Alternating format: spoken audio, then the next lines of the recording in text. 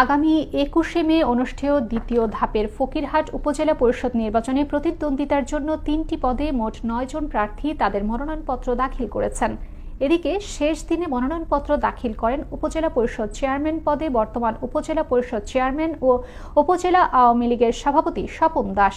রবিবার সকালে বাগেরহাটের অতিরিক্ত জেলা প্রশাসক ও রিটার্নিং অফিসার অরবিন্দ বিশ্বাসের কাছে তার মনোনয়নপত্র দাখিল করেন।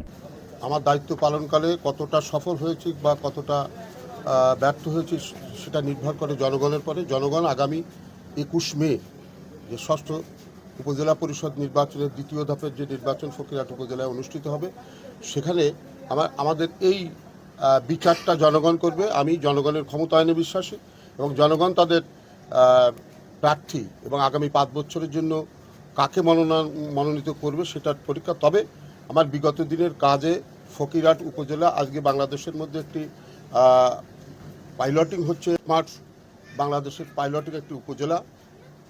স্মার্ট ফকিরহাট উপজেলা বিনির্মাণে আমরা কাজ করেছি, অনেক ইনোভেটিভ কাজও আমরা করেছি যা দেশের বিভিন্ন জায়গায় আজকে রেপ্লিকেট হচ্ছে।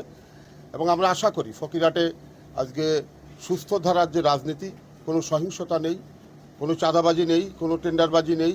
ফকিরহাটের মানুষ একটি অসাম্প্রদায়িক চেতনায় উদ্বুদ্ধ হয়ে জননেতা শেখ হেলালের আদর্শকে শুধু রাজনৈতিকভাবে, আমাদের দল কিংবা আমরা নই, আমরা রাজনৈতিক কর্মীরা শুধু নই, এবং জননেতা শেখ হেলালের দর্শনকে বুকে ধারণ করে ফকিরহাটের মানুষ বিগত দিনে ফকিরহাটকে একটি অনন্য উচ্চতায় পৌঁছে দিয়েছে। আমরা আশা করব আগামী ৫ বছরে আমরা সেই ধারাবাহিকতা রক্ষা করতে পারবো এবং জয়ের ব্যাপারে আমরা শতভাগ আশাবাদী।